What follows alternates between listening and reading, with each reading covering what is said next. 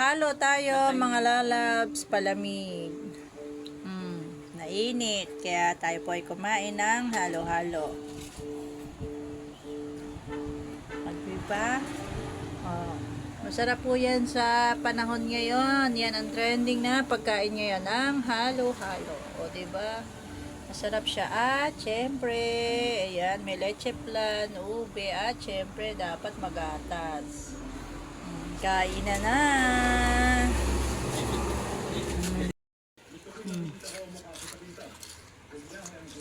Sarap na sarap oh.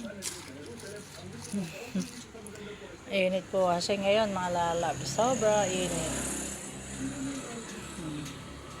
Ayan, kain tayo. Halo-halo. Sarap siya. Oh, diba? Dami itong sahog mga lalabs. Nasa ilalim ang kanyang mga sahog. Oh, diba? May buko, yeah, tsaka ito saging, kaong, ube. Nasa ilalim kasi ibang sahog mga lalabs eh. Gulaman, nata, sago, ube, leche flan, langka. Ayan. Daming sahog siya mga lalabs. Sarap.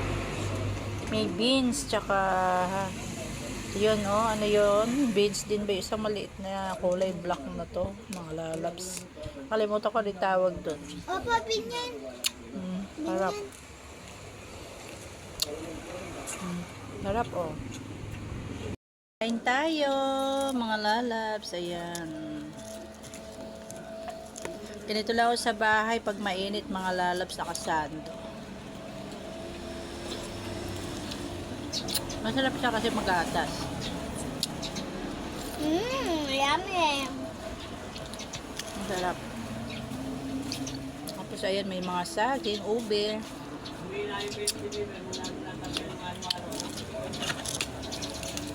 Diba? Masarap to sa panahon ngayon. Sobrang tindi ng init.